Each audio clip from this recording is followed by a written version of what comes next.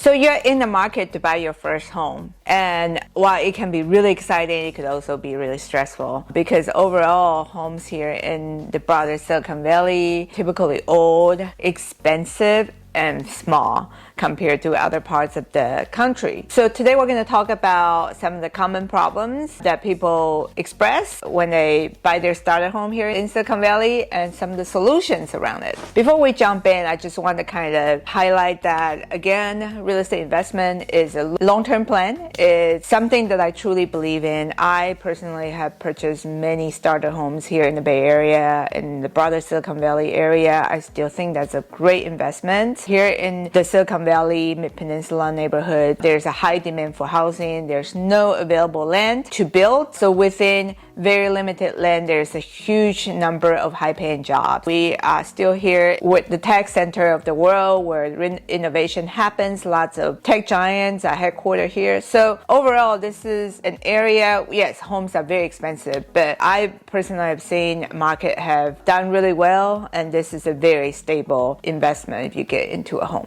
So let's address the elephant in the room. The number one common complaint is that homes are super expensive here in Silicon Valley and Mid-Peninsula neighborhood. A typical starter home, we're talking about 3-bedroom, 2-bath, is now costing about $1.8 to $2 million. That's a hefty price tag for most of the people. And if you are in more premium neighborhoods, such as in Menlo Park and Palo Alto, a starter home is costing about $3 million.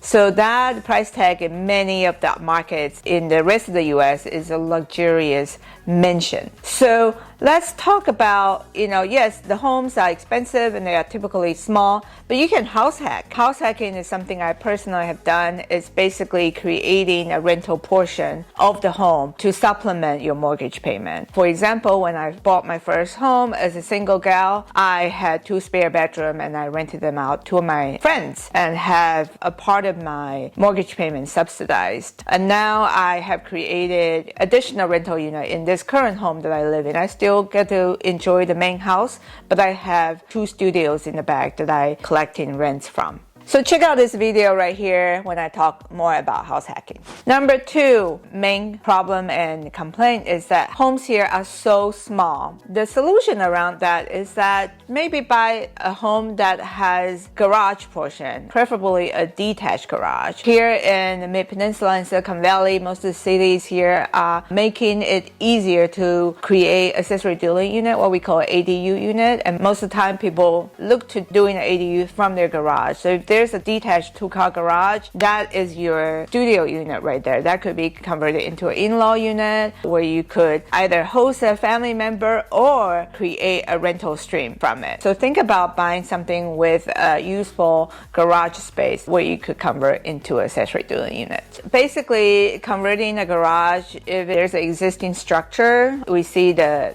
foundation is really there, the framing is already intact, there's an existing structure, you're looking at about $250 to $300 per square foot to renovate. Renovation meaning turning that into a livable cottage. So you need plumbing, you need electrical work, you need sheetrock, insulation, all the fixtures in place. That's costing, with the existing structure, it will cost somewhere between $250 to $300 per square foot. If there is no structure, you're trying to create an accessory dwelling unit from the ground up, that's a little bit more expensive. We're looking at about $500 to $600 per square feet to create a detached accessory dwelling unit. And if you're going to do that, I would say create the biggest accessory dwelling unit your lot allows you to, because the bigger, the more desirable, the easier to rent, and that commands a higher rental income.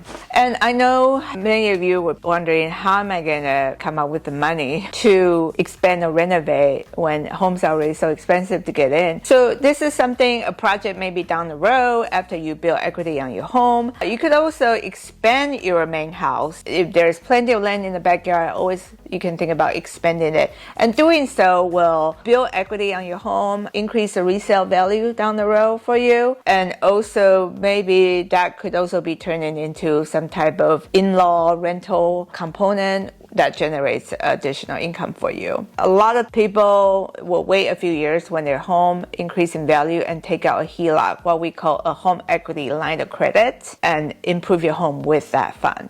So the number 3 complaint and problem people often have is that homes are so old. Structurally, most of the single-family homes here in Silicon Valley and Mid-Peninsula were built in the 50s and 60s. So which means that structurally homes are about 70-year-old, 60 to 70-year-old. So the solution, and a lot of times that the prior owners of those homes before you bought it have already done some kind of upgrade. So find out from the inspection report, from the seller disclosure, what upgrades have been done previously. Chances are they have already upgraded the plumbing to copper pipes. They have already upgraded the electricity to 220 amps. A lot of people have electric cars, so they have to upgrade the electricity. So maybe those things have already been done. Maybe the windows have already been replaced to double pane windows, so you didn't have to do everything. So keep the modernization that has already been in place and then turn the home into exactly how you want it. Maybe you want an open concept kitchen, just do the kitchen.